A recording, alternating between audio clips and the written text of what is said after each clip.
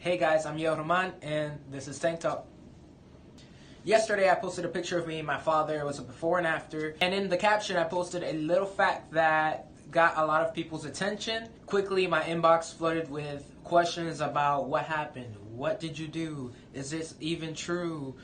What happened? What happened? What happened? So I'm here to answer the question of the day for all you nosy mother effers.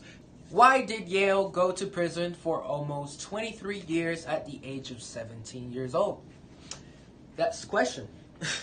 Around that time, I was rebelling, doing whatever I wanted. Me and my mom were not getting along. The day this all transpired was a regular day. It was 2 weeks before the end of the school year. That day, I had decided to stay home. I know the day that this happened was like a senior skip day or a student free day where we were just going to watch movies all day and do nothing. So that day I decided to stay home and not go to school.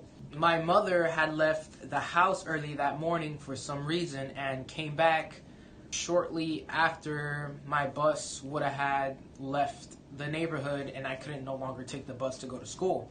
She got back home and she looked towards my room and she saw me and she was like, "What are you doing here?" I responded, "It's a easy day at school. I didn't want to go, so I didn't go. I stayed home." She's like, "Oh, grab your bag. I'm gonna take you to school."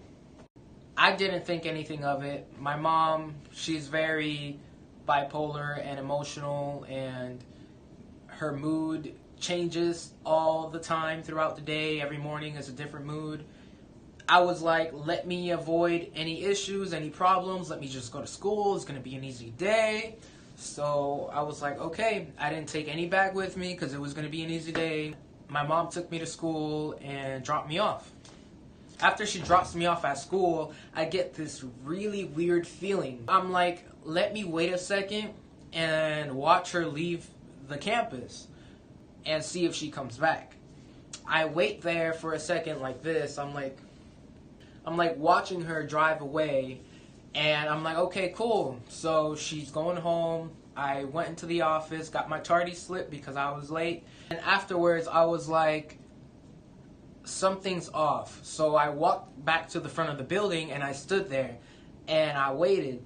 I see her van coming back into the campus. I wait in front of my school building to see what it is that she wants. After she parks, she nonchalantly walks towards me, starts saying, "Hey, I was trying to find the college building so I can find out information about ESL classes. I wanted to learn how to speak English, and they told me that they have a class here that I can take. Do you know where I need to go so I can learn more about this class?" And all while she's saying this, she has her best friend at the time, which was this two-faced, horrible person, this Colombian lady who was the one who convinced her to make this all happen. But let's get to the juicy part. After she says all this stuff, I of course don't believe her. I just go along with it anyway, and I'm like, yeah, that building is that way. So I don't know what you're doing walking this way like you're gonna go to school in high school to learn any English. The college admissions office is that way, and there's a perfectly good sign leading that way. That's where you need to go.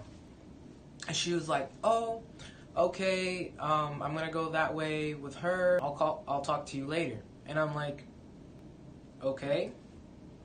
And I watch them walk away, and they're talking amongst each other. So I just end up going back into the main building, walking through the main building just to get to Mr. Connor's class, which was my first period class at the time. So at the end of first period, all of a sudden, there is a intercom call for me. They're calling for me to go see the guidance counselor.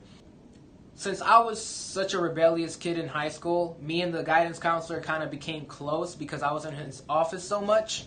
So when I got to his office, I'm like, okay, cool. He's just going to talk to me about something normal. But as soon as I walk into his office, this is what he does. "Please take a seat."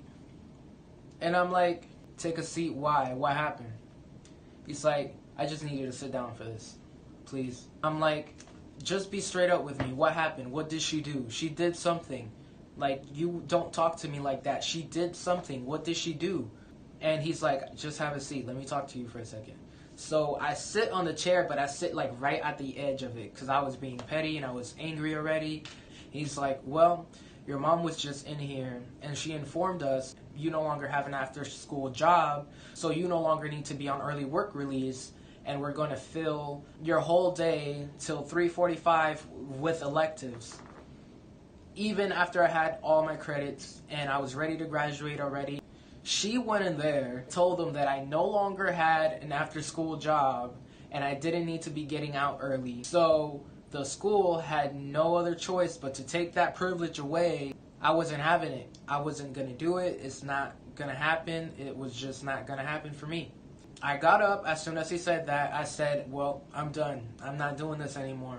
I guess I was just going to quit the last 2 weeks of school. I already had my credits. I wasn't going to worry about it. So I got up. I started walking out of the office. Everybody was yelling at me to stop. I walked out and I walked off campus. And as soon as I got to the gates of the campus, I see the principal, which was Miss Taylor. At the time, she was this old lady, skinny lady, running at me with heels. I'm not that much of an a-hole where I'm going to let an old lady run after me because of things that are going on in my life. I stopped, I turned around, I walked towards her, and I was like, Miss Taylor, I can't do this anymore. Like, my mom is trying to sabotage my life. She's ruining everything. She was like, let's just go back. Let me talk to you. And after much deliberation, we walked back to one of the buildings where they had the dean's office in. They sent me in the dean's office. That day, I was going to hang out with my friends right after I got off at 11:45. So I had my glass bowl pipe that a friend had given me before he was leaving to the military. He had given me one of his big yellow bowls that he knew that I liked so much that he wasn't going to need anymore because he was leaving to the military. And I had taken it that day because I was supposed to hang out with a couple of guys after school and go and do teenage stuff. So the dean's looking at me. He's like, well, we've been informed that JSO is at your house right now with SWAT teams and K-9 units searching your entire home and property. We've also been informed that you have something on you that you're not supposed to have in school right now. And I was like, what? What? If I could tell you any time in my life where I've been shitting my pants, I was shitting my pants in that moment. I'm telling you, in that moment, I was shitting myself. Yo, oh my God. Like, thinking about it now, I was just like, what is going on? Is this a movie? Where's Ashton Kutcher? I need him to come out. I've been pranked. That's before I even had top surgery, so I still had tits. I had my bowl in my bra between my tits. What am I going to do? Oh no! Yeah, y'all know what it is. Katy Perry.